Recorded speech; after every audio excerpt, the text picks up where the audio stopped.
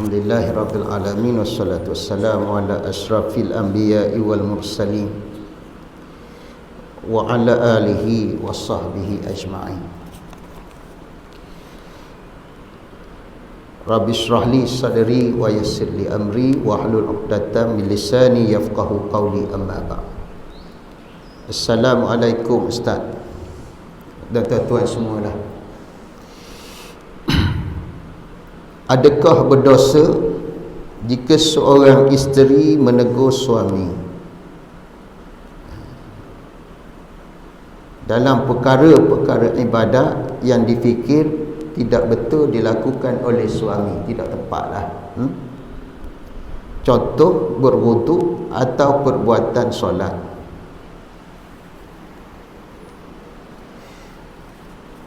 Pertama, perkataan tegur itu dulu. Perkataan tegur. Perkataan tegur ni kasar. Ya. Orang tak berapa boleh nak dengar perkataan tegur. Kerana tegur ni macam orang tu tak betul lah. Dia rasa dia ni tak betul. Moleknya menasihat. Beri nasihat. Sebab telinga orang tak sama. Dia tak sama tebal. Hati itu pun tak sama tegur. Bila tegur, kadang-kadang dia jadi rosak. Gitu. Ya. Jadi nasihat Allah Subhanahu wa taala sebut di dalam Al-Quranul Karim, ud'u ila sabili rabbika bil hikmah wal mau'izatil hasanah wajadilhum billati hiya ahsan. Serulah kepada Tuhan kamu. Sebab kita nak tegur ni, nak ajak orang, sekiralah orang awam ataupun suami ataupun isteri atau anak-anak atau ahli jemaah atau imam dan sebagainya. Sifat ini kena ada saling watawasau bil haqqi watawasau bis sabr. Saling berpesan. Perkataannya saling, bukan sebelah pihak. Ingat mengingat, ada hari orang ni tegur, ada lagi orang lain pula tegur. Kan? Hari ni saya duduk di tapak ni menegur tuan-tuan, menasihat. Ada hari tuan-tuan tegur saya. Betul tak? Itulah maksudnya saling. Tak, kita ni tak selalu semua betul.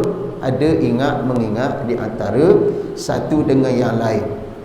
Jadi Allah menganjurkan kita saling ingat mengingat, nasihat menasihat, tegur menegur, sapa menyapa. Perkataannya saling. Bukan seorang-seorangnya saling, dua pihak. Bila saling maknanya rasa dua-dua tu rasa tanggungjawab bersama. Okey tuan-tuan. Jadi Allah Taala kata seru pada Allah dengan hikmah, kebijaksanaan, nasihat yang baik dan berdebatan yang lebih elok. Cara nak berdebat yang lebih elok. Kalau balah pun balah kasih sayang. Jangan putus silaturahim. Sebab memanglah kalau dah tegur ni akan berbantah-bantah lah. Ada yang A gini, B gini, macam-macam lah. Tak, semua tak satu akal kan.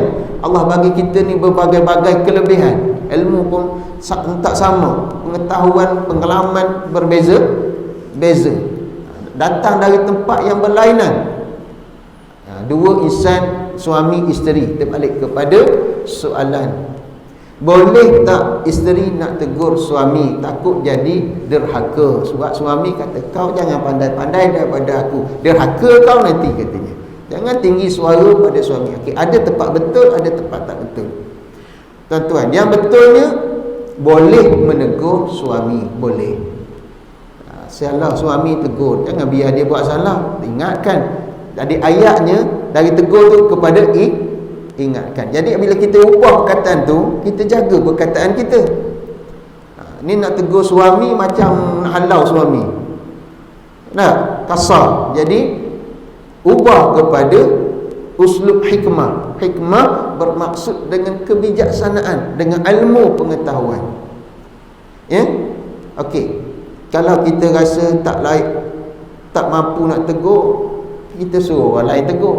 Maksudnya orang yang kedua. Tu dia. Boleh jadi kawan-kawan lepak dia, sama-sama dia, sama level ni orang tak terasa.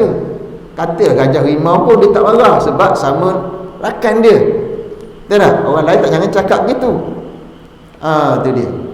Saya teringatlah arwah bapa tiri saya, dia bergurau dengan kawan-kawan dia, dia pakai kentut. Dia bertemu kawan tu duduk, dia duduk belakang, prek, dia ketuk. Yang tu pula agak mengup, prek, dia ketuk.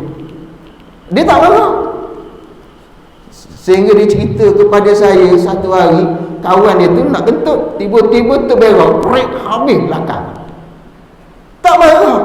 Kadang cuba orang lain buat gitu, marah. Maksudnya sama member tak marah. Tu dia. Jadi kadang-kadang isteri nak tegur ni, suami tak nak dengar. Sebab apa? Dia kata, mu isteri, mu dengar cakap aku. Sebab suami ni ada satu benda nama dia ego. Ngaku tak ngaku tak apalah, ada kat situ. Ya. Jadi ego tu lah payah nak turun tu, level tinggi tu ego tu.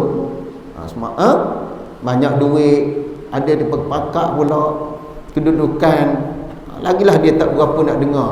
Ya. Itu ayat tu kau siapa? Tu ayat dia kan.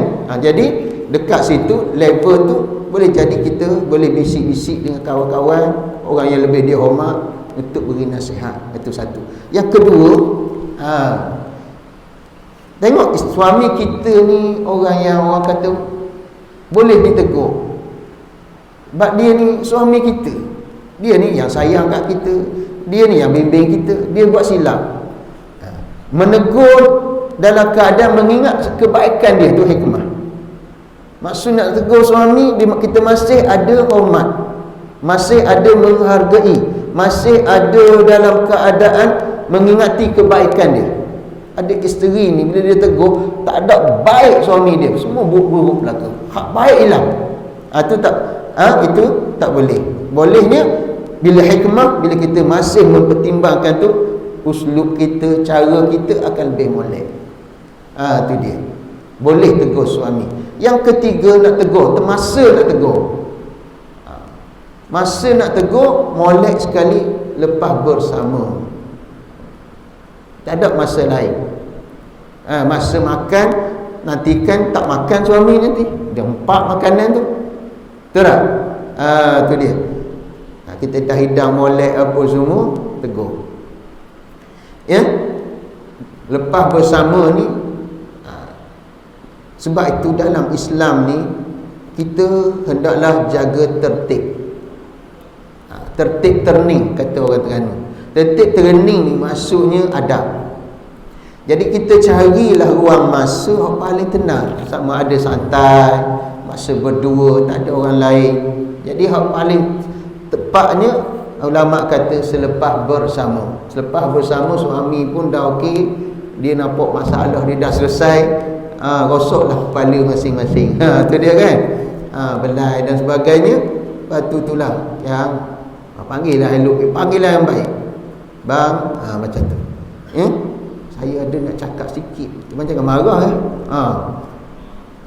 Itulah nampak lain macam je pagi ni, mesra je.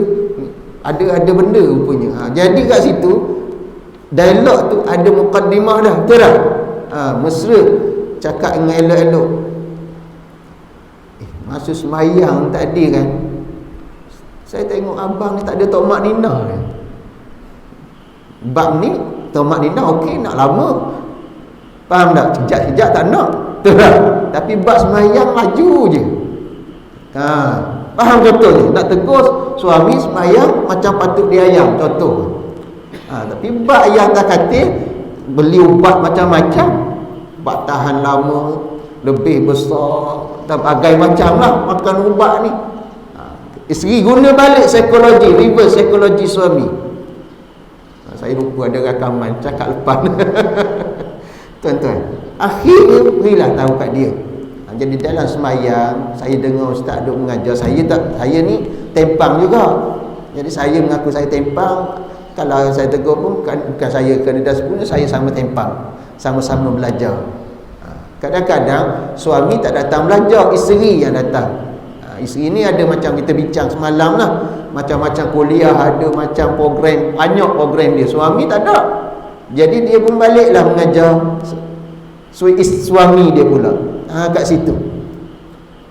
Yelah, saya tempang, awak pun tempang, sama-sama tempang, gelak situ kan. Ambil lah dengan positif. Tapi kalau salah suami, kita tak boleh bergurau gitu. Jangan kau sebut tempang kat situ, kena lempang nanti. Tu dia. Faham tak? Kita yang kenal suami kita. Jadi itu dia panggil hikmah. Cakap, kata Tomak Nina ni ada 10 tempat bang kat semayang. Banyaknya dia kata. Cuba kau cerita sikit. 4 yang rukun, 6 yang sunat. Nak beritahu semayang tak boleh macam patut di ayam. Kat situ saja. Okey, selesai. Maksudnya boleh tak tegur suami? Boleh, tapi cara menegurnya. Itu soalan bagi nombor 1. Bagus.